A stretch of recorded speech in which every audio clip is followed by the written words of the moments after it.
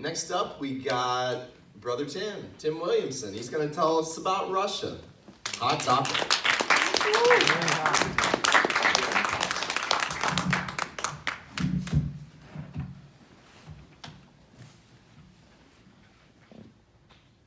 Can you imagine a world without Russia?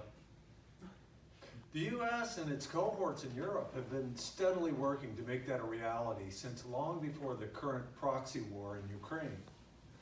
Since the fall of the Soviet Union and its dissolution, the U.S. and its allies have obsessed over how to break up the largest country in the world and plunder its immense wealth. The goal has always been to engineer color revolutions and break Russia up into several smaller states. It's the old strategy of divide and conquer.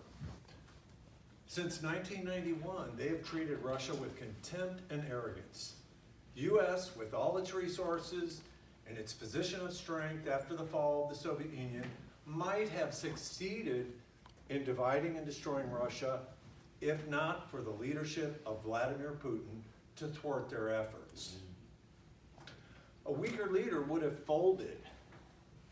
In 1991, Mikhail Gorbachev received an ironclad guarantee from the Secretary of State, James Baker, that NATO would not expand 1 inch eastward in exchange for cooperation on the reunification of Germany.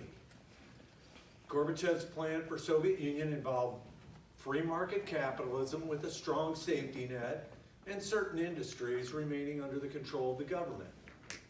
However, the G7 nations sought to impose economic shock therapy on Russia. Gorbachev was not willing to impose something so drastic. Boris Yeltsin, a former party boss, would be the compliant leader the West was looking for. In August of '91, there was a failed coup attempt to wrest power from Gorbachev by Communist Party leaders and others in the army and the KGB. Yeltsin and his supporters confronted tanks from the steps of the Parliament building. The tanks drove away, and the poorly planned coup flopped. This boosted Yeltsin's popularity, and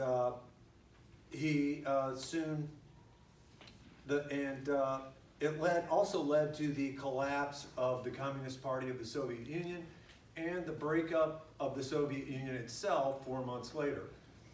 At that point, Yeltsin was in control of Russia, and he was ready to bring in the wrecking ball. Yeltsin knew that shock therapy would not have been implemented democratically. He sought 1 year of emergency powers from Parliament to override the will of the people, gut the country, and then Yeltsin put together a team of Russian economists who were disciples of Milton Friedman's free market capitalism. 1 year after Yeltsin had been granted emergency powers, millions of Russians had lost their life savings, and a full third of the people found themselves in poverty. Premature deaths rose precipitously.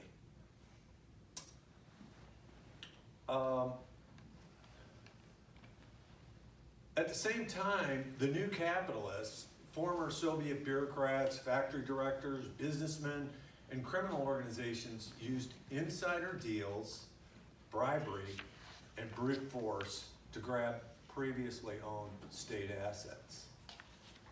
By 1993, the Russian people had had enough of these economic policies that were impoverishing the country. Yet, Yeltsin, backed up by Western governments, was able to maintain his grip on power through force and huge media efforts. He remained in power until December 31st, 1999, when he announced his resignation and apologized to the citizens of Russia for the mess he had created. Yeltsin appointed Prime Minister Vladimir Putin as acting president until the elections that were scheduled for March of 2000. People were curious about this new president of Russia. Though he was previously a KGB officer, and a member of the Communist Party Soviet Union, he opposed the coup plotters of August 91. In fact, he had written a letter of resignation from the KGB and publicly discussed his past on television before the attempted coup. So there were no secrets. He didn't want someone to come back and blackmail him over his past. Putin was once asked when he left the Communist Party. His response, "I didn't.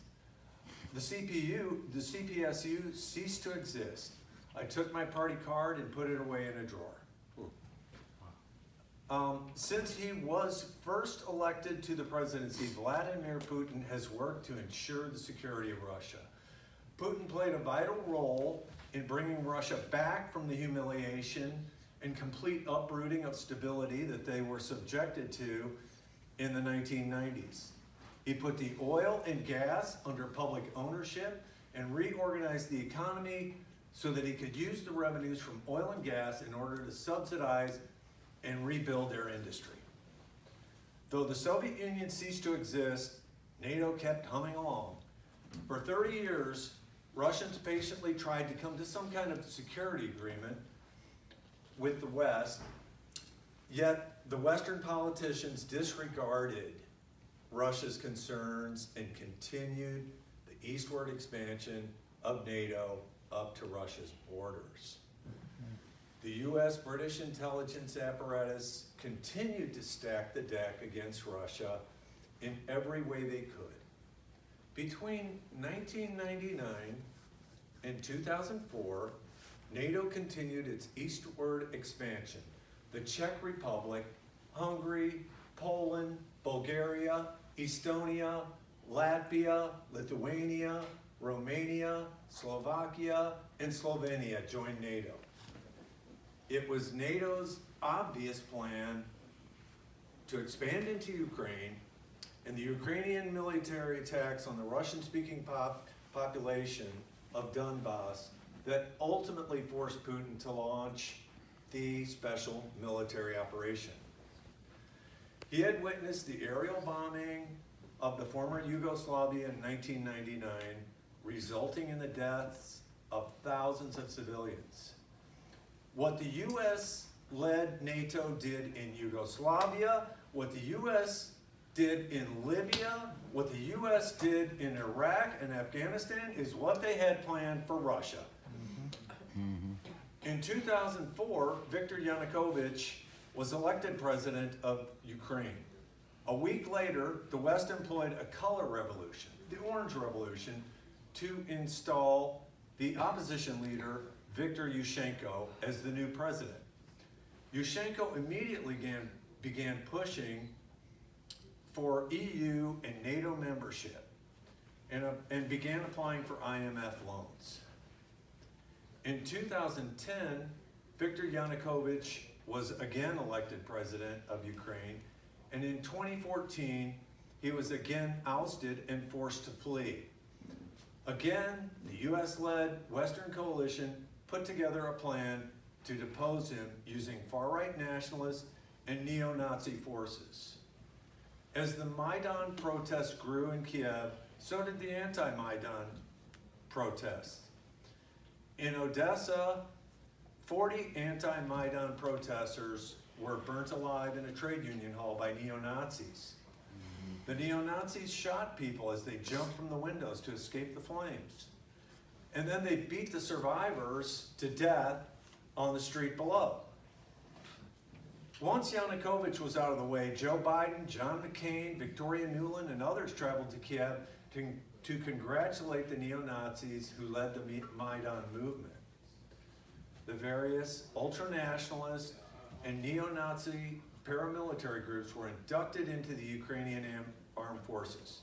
This action provided arms and funding for groups such as Azov, Adair, Svoboda, Right Sector, Misanthropic Division, National Corps, C-14, Ethnic National Union, and Patriots of Ukraine. Neo-Nazi and ultranational nationalist militias were employed against the newly founded Donetsk People's Republic and the Lugansk People's Republic. The U.S. has funded and trained and advised Azov and other neo-Nazi groups. The CIA oversaw a secret, intensive training program in the U.S. for elite Ukrainian Special Operations Forces and other intelligence personnel. The CIA personnel also started traveling to the front in eastern Ukraine to advise their peers. Azov has been known to rape and torture detainees during the war in eastern Ukraine. The DPR and LPR declared the right of self-determination and public ownership of the means of production. Representatives of the newly formed LPR and DPR asked Russia to recognize them as independent republics and intervene to assist them with protection. While recognizing their referendums to leave Ukraine, Russia could not get involved in a military conflict with the West. The shelling and murderous operations against the primarily Russian-speaking people of the Donbass continued for 7 years. During this time, Russia was preparing for the inevitable conflict we see today. The war in Ukraine did not begin on February 24, 2022. It's been going on for 8 years. Vladimir Putin saw the writing on the wall and he had to act. He was not about to repeat Stalin's mistake of waiting. Putin chose not to hold out hope on the benevolent, rational, peaceful West. The West planned to put nuclear weapons in Ukraine and form a NATO bridgehead to provoke a Russia-West showdown. The SMO was launched for two principal reasons: to demilitarize and denazify Ukraine. Putin has stressed that his dispute is not with the Western people, but with the ruling class of Western elites whose aim is to weaken, divide, and ultimately destroy Russia. What is now at stake in Ukraine is a battle over the continuation of U.S. hegemony. The most recent failure of U.S. power in Afghanistan is proof that U.S. hegemony is collapsing like a house of cards. They're willing to use Ukraine as a battering ram to inflict pain on Russia and fight to the last Ukrainian. Today, we are witnessing the beginning of an upsurge of the working class in Europe as they fight back against the degrowth efforts of the neoliberal elites. This strikes fear into the hearts of the rulers of the collapsing Western Empire. This will be the end of NATO, will this be the end of NATO in the unipolar world? We are seeing parallels with the collapse of the Soviet Union. The dying West is flailing about in desperation. We are at a dangerous juncture. The world may end with a whimper, or it may begin to embark on a path that will ensure peace and prosperity for all nations.